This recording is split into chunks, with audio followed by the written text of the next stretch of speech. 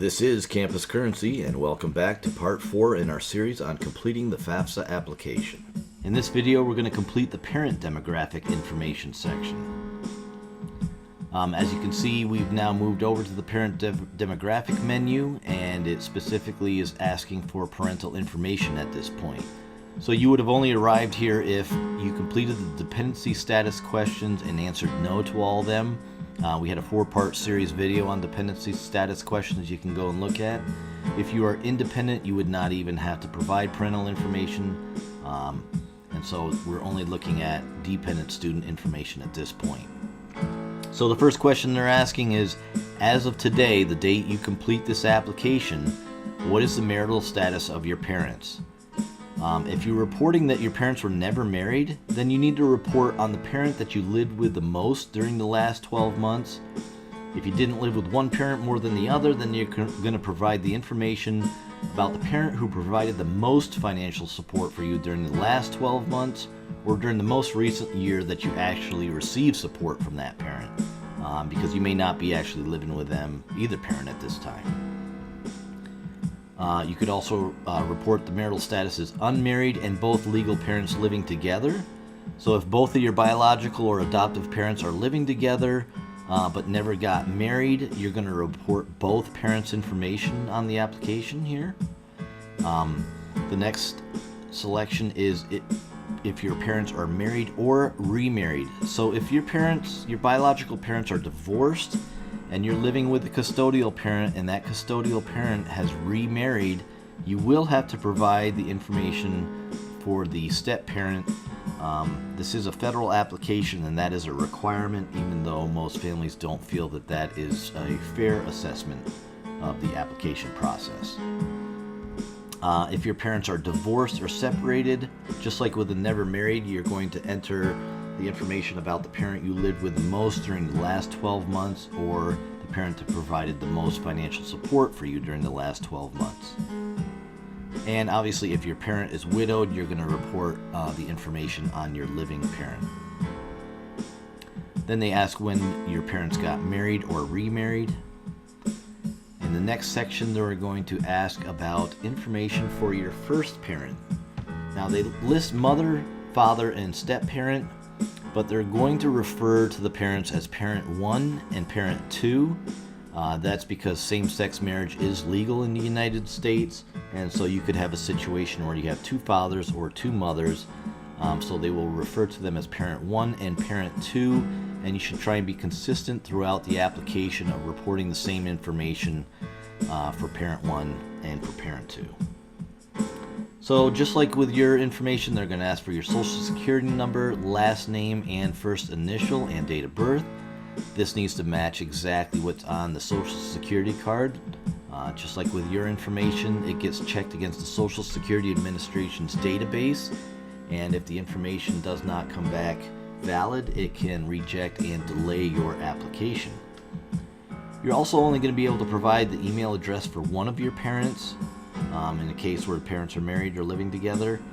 So you'll want to provide the email address of the parent that's going to be the most responsive to information coming from the school. Oftentimes the college financial aid office might reach out to you to request additional documentation, or they have follow-up questions.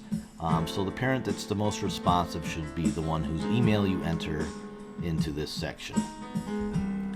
Then they will ask for the other parent's information. Once again, the social security number, last name, first initial, and date of birth. That has to match. One caveat here is if your parents are foreign citizens and not U.S. citizens, but you are a U.S. citizen, or if your parents are undocumented, in either scenario they don't have a social security number, you should enter all zeros for the social security number.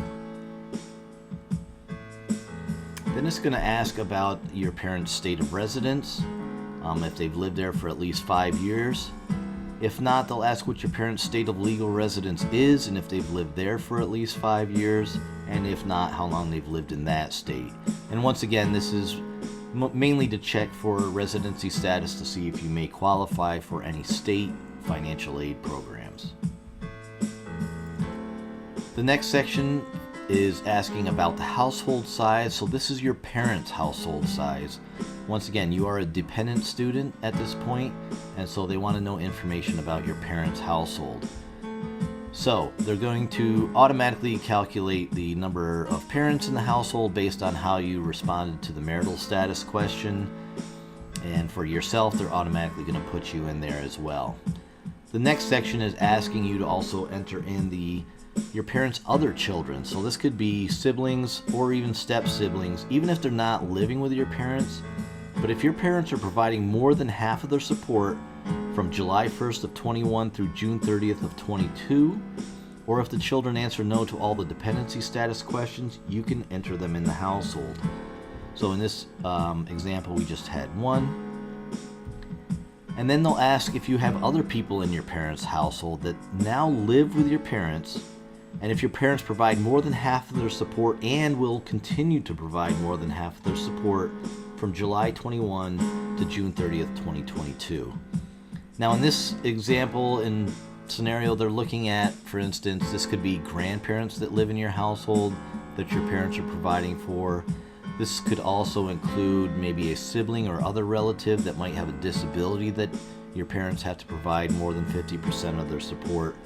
What they are not asking for and what they don't want you to include is the occasional couch surfer. So maybe a significant other or partner or a cousin that just happens to flop on your couch a couple nights a week.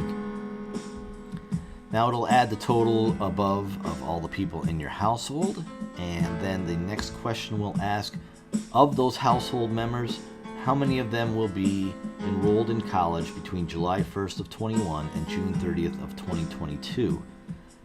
You're not going to include your parents, even if one of your parents or both are attending college as well.